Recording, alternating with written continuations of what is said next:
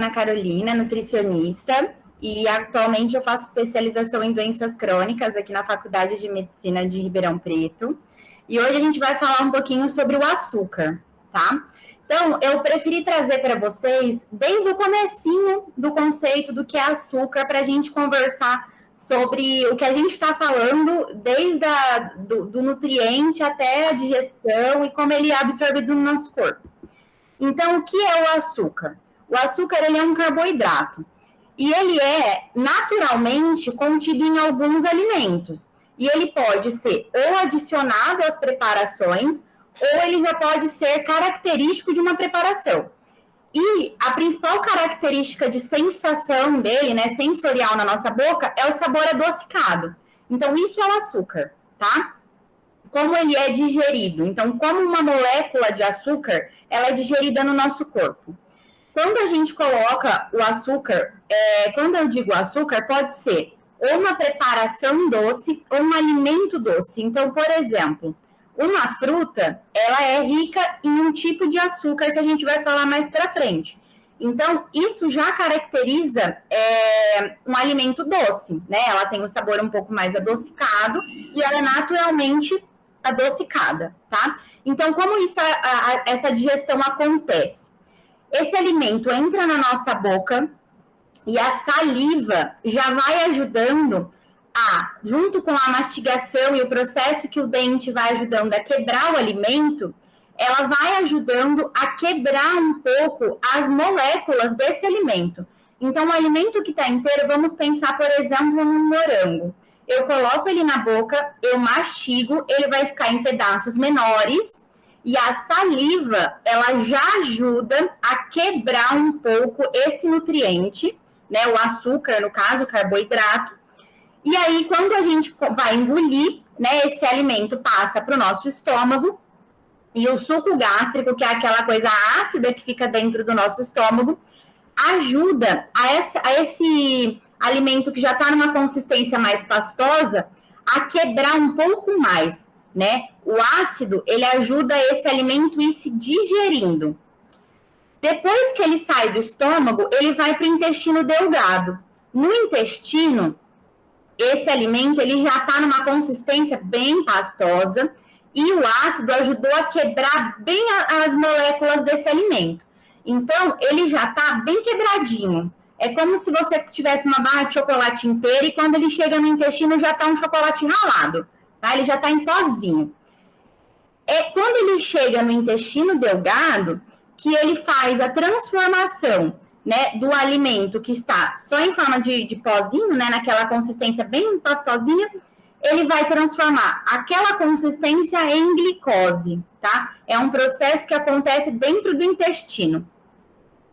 Quando o intestino transforma o açúcar em glicose, ele é absorvido pela nossa corrente sanguínea. E quando ele passa para a corrente sanguínea, ele é transportado para o corpo todo.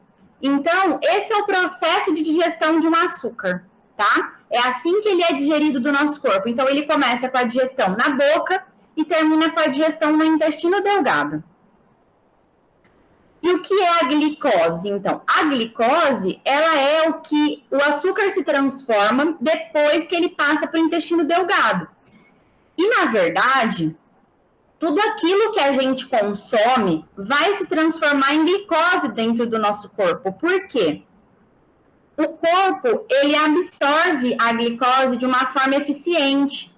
E todas as células do nosso corpo usam glicose para gerar energia. Então, tudo aquilo que a gente come vai se transformar em glicose para que essa glicose chegue nas nossas células e principalmente chegue no nosso cérebro.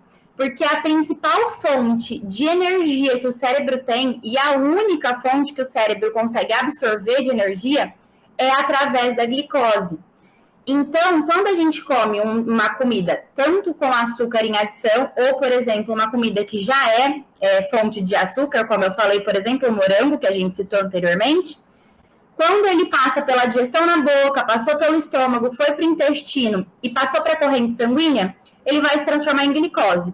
E essa glicose vai gerar energia para que a gente acorde, para que a gente faça exercício, para que o nosso cérebro consiga pensar e para que o nosso corpo funcione.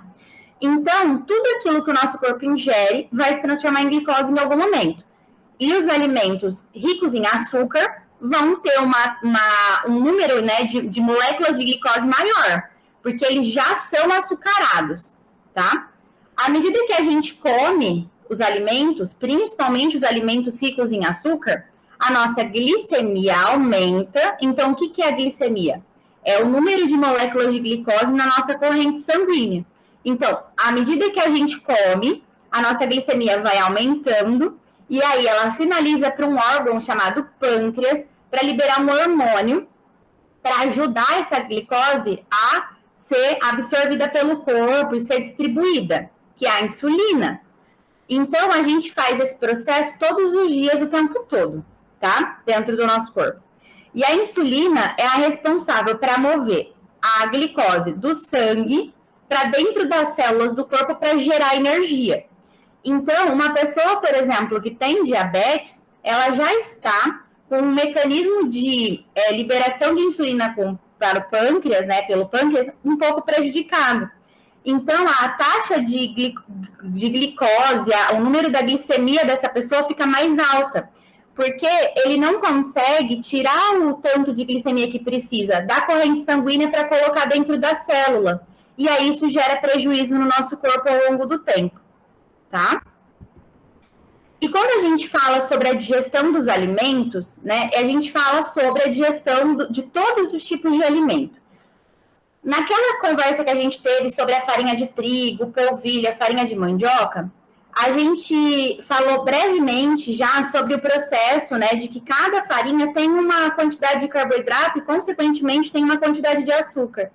E hoje eu trouxe aqui para vocês um comparativo para meio que tentar esclarecer que todas as farinhas e alguns tipos de alimentos, que eu também vou falar um pouco mais para frente, são ricos em açúcares. Por quê? São ricos em carboidrato. Isso não quer dizer que o alimento é ruim e que ele precisa ser retirado da nossa vida. Só quer dizer que a gente precisa tomar cuidado quanto às quantidades, tá? Então, vamos comparar uma farinha de trigo normal a uma farinha de trigo integral. A farinha de trigo integral, ela tem 10% a menos de carboidrato que a farinha de trigo branca normal. Por quê? A farinha de trigo integral, ela tem o grão, ele é mais preservado, tá? Então, ele tem a capinha de fibra, que é a capinha externa do trigo, preservada. Tanto é que a cor da farinha é um pouco mais escura do que a farinha de trigo normal. A fibra ajuda a diminuir o impacto da glicemia quando chega na corrente sanguínea. O que isso quer dizer? Quando a gente come, então, passou por digestão, passou pelo estômago, chegou no intestino, um alimento que tem fibra, quando ele chega no intestino, ele tem uma absorção um pouco mais lenta e o corpo consegue absorver tudo aquilo com mais calma. Então, a corrente sanguínea vai receber aquele açúcar que está no intestino mais devagar. Então, a glicemia vai demorar um pouco mais para subir.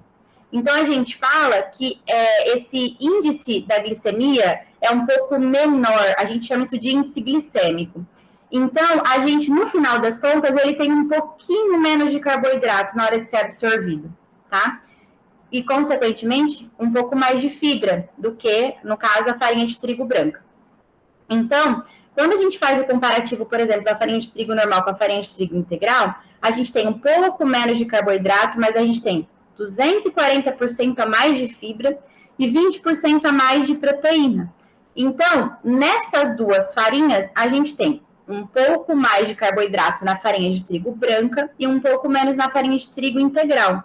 E isso acontece com todas as outras farinhas, de polvilho, de mandioca e com todos os outros alimentos. Quando a gente fala sobre os alimentos integrais, a gente sempre vai ter um pouquinho menos de carboidrato do que nos alimentos brancos, tá? Mas a gente sempre também reforça a quantidade. Por quê? O açúcar, ele não é um vilão, né? E quando a gente fala do açúcar, muitas vezes a gente fala com medo, né, do açúcar. Só que a Organização Mundial da Saúde fala que o açúcar isoladamente, ele não faz mal para a saúde. O problema é a quantidade da qual a gente ingere de açúcar por dia. E a qualidade também dos açúcares que a gente ingere todos os dias. Então, quando a gente pensa na Organização Mundial de Saúde, eles recomendam que 5% da nossa alimentação seja de açúcar. E a gente vê que a alimentação, principalmente de nós brasileiros, ela é a maioria rica em açúcar, né? Então, a gente fala sempre no equilíbrio e na quantidade. O importante é ter equilíbrio. Então, eu trouxe essa imagem para a gente também pensar um pouco disso e um pouco daquilo. A gente sempre tem que pensar nas quantidades do que a gente come e também se preocupar com a qualidade daquilo que a gente come.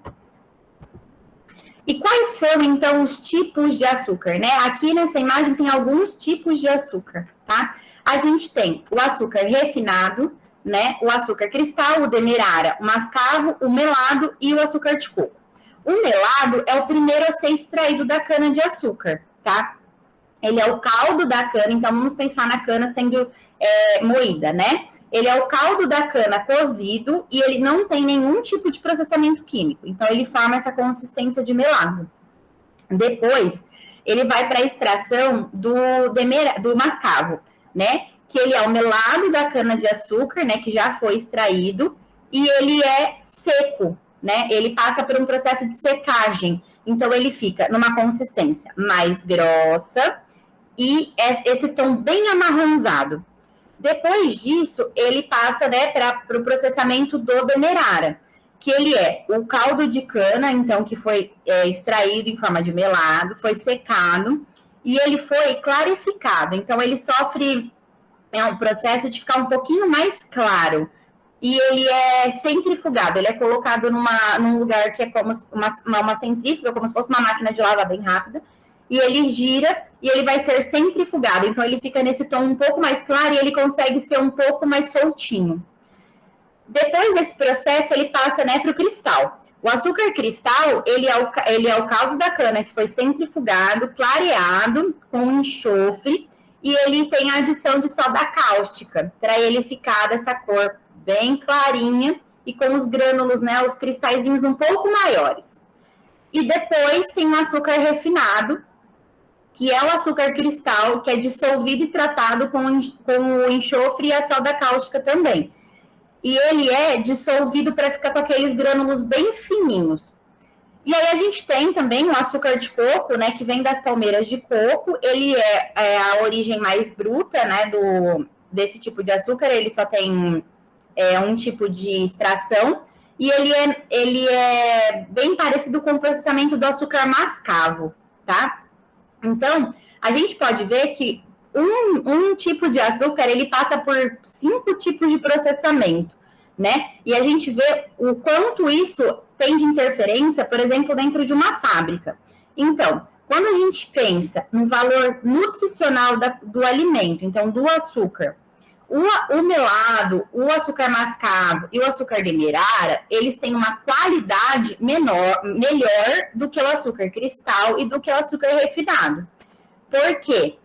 Eles não têm processamento químico dentro da indústria. Eles não têm adição de aditivos químicos e eles não são tão processados dentro da indústria. Então, eles têm uma melhor qualidade nutricional do que o açúcar cristal e do que o açúcar refinado.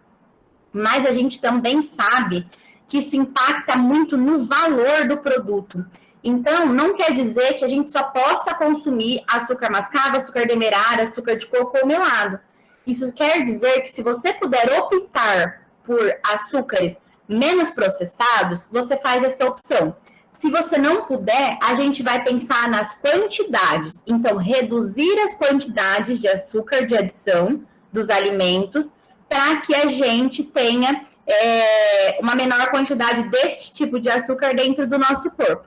E também não quer dizer que a gente pode comer açúcar mascavo e açúcar demerara em excesso, né? Porque a gente tem que ter equilíbrio dentro da nossa alimentação. Então, como é que eu sei aonde estão esses açúcares, né? Principalmente quando a gente fala de alimentos prontos. Então, nomes que são óbvios para açúcar. É açúcar refinado, açúcar invertido, açúcar mascavo, açúcar demerara, açúcar de coco. são nomes, né, que levam açúcar no começo, a gente sabe que são alimentos ricos em açúcar, que são ricos em carboidratos. Mas a gente tem outros tipos de açúcares que não têm um nome muito claro de açúcar. Então, existem os açúcares que são, que nem eu já tinha falado anteriormente, naturais de alguns alimentos. Então, a lactose presente nos leites e nos derivados é um açúcar, tá? Então, a gente já tem eles, já é natural, por exemplo, do leite ter lactose, que é o que faz o leite ter aquele sabor adocicado, tá? Isso não é adicionado no leite. Lógico que existem alguns leites que têm adição de açúcar, mas o leite, por si só, puro, extraído ali da vaca, a gente já sabe que ele tem um gosto um pouco mais adocicado. E isso é da lactose. A frutose também já está dentro das frutas, né? Então, a gente já tem esse açúcar presente dentro de um morango, de uma maçã, de uma pera, de uma banana. A galactose também faz parte dos leites derivados, mas a gente tem outros. Então, a destrose, a sucralose, a glucose, a glicose, ribose, sacarose e maltose. São todos os oses que são açúcar, tá? Os xaropes também são açúcar. Então, xarope de guaraná, xarope de glicose, xarope de frutose, de milho, de ágave, de arroz, de malte. Tudo isso é açúcar. E aqueles que parecem bem naturais, assim. Então, o mel, o melaço, o malte, o amido, o caramelo, a maltodestrina, tudo isso é açúcar. Então, todos esses nomes são nomes para dizer a mesma coisa. Açúcar. E todo o açúcar vai se transformar em carboidrato. Então, quando a gente fala do alimento, né, de um alimento principalmente industrializado, a gente fala de açúcar que está embutido, ele está escondido ali na lista de ingredientes. Aqui eu trouxe algumas imagens para mostrar para vocês o quanto de açúcar, por exemplo, tem em uma fatia de melancia, em um potinho de morango, em um energético, ou em sorvetes, ou em refrigerantes. Então, quanto de cada alimento desses, né? Quanto que contém uma porção em açúcar. Então, cada quadradinho desses seriam 5 gramas de açúcar, tá? Então, tem alimentos que contêm muito açúcar e tem alimentos que contêm um pouco menos de açúcar. E os alimentos mais naturais, eles contêm, por exemplo, as frutas, ali no caso o morango e a melancia, eles contêm o açúcar que já é da fruta, então, no caso, a frutose, tá? Já os alimentos industrializados, eles têm o açúcar de adição, então, que é o açúcar que foi adicionado pela indústria. Então, eu trouxe aqui para vocês um rótulo, tá? Uma informação nutricional. Esse alimento, ele é uma bolacha, né? Uma bolacha tipo de leite, tipo de maisena, tá? E a Júlia, quando ela deu a palestra dela sobre adoçantes, ela falou sobre a informação nutricional e os rótulos, né? Então, seguindo aquilo que ela falou para vocês, então que o rótulo, ele acontece da forma que o alimento que mais tem no alimento até o que menos tem, né? Então, eu trouxe aqui um exemplo para a gente falar um pouco dos açúcares, tá? Esses são os 5 primeiros ingredientes do nosso produto, tá? O primeiro é a farinha de trigo, o segundo é açúcar, o terceiro é óleo vegetal, o quarto é o xarope de glucose e o quinto é o xarope de frutose. Então, e o sexto é o soro do leite.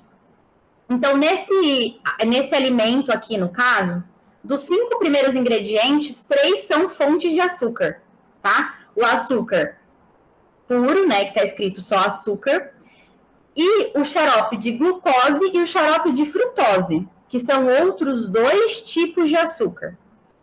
Então, às vezes, quando a gente fala de quantidade, é importante a gente falar sobre. Às vezes, a gente come um alimento achando que ele não tem recheio, é um biscoito sem recheio, é um alimento, não precisa ser só um biscoito, é um alimento que parece ser mais natural, porque a embalagem fala que, por exemplo, é orgânico, ou eu vou tomar a opção 0 açúcar, porque não vai ter o açúcar propriamente dito, mas ele tem outros tipos de adoçantes, edulcorantes, xaropes. Isso não quer dizer que o alimento esteja livre de açúcar ou que ele não tenha uma quantidade grande de açúcar.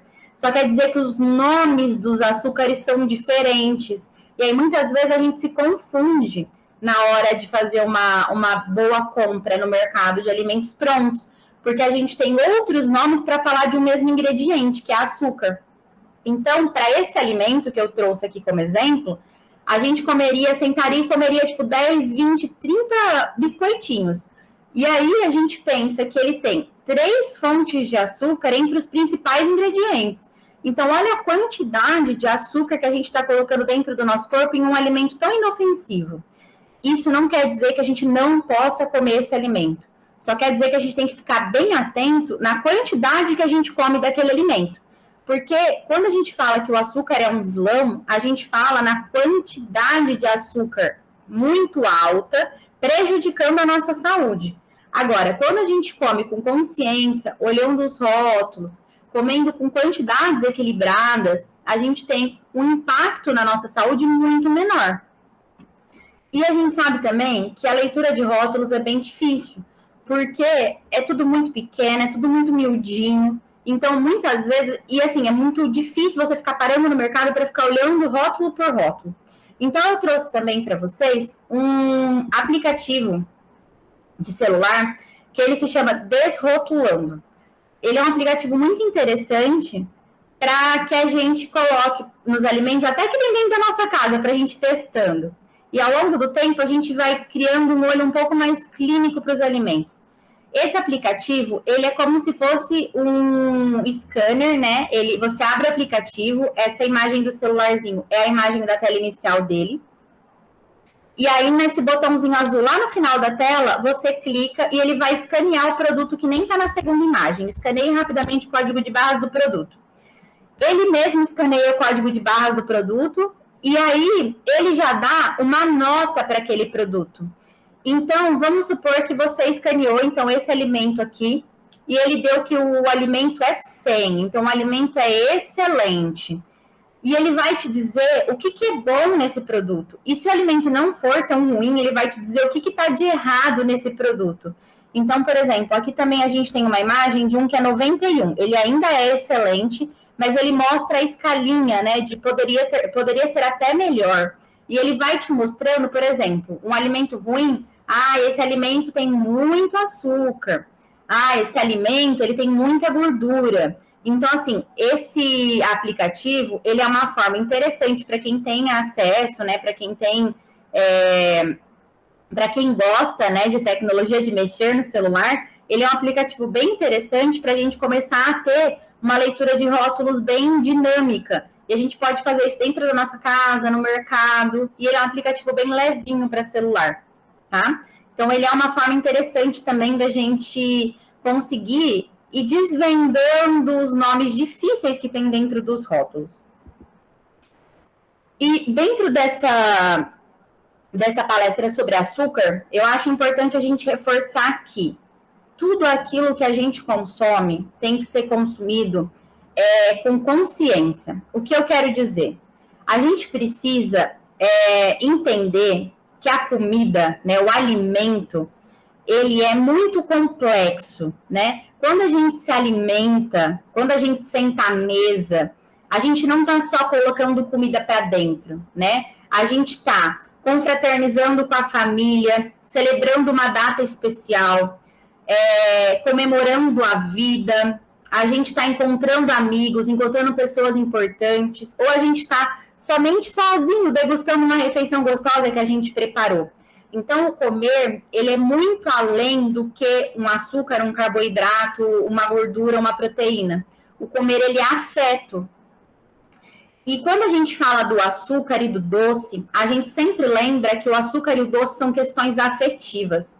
O primeiro contato que a gente tem com alimento na nossa vida é através do leite materno. O leite materno é doce. E isso é o colo de mãe pra gente, isso é afetivo.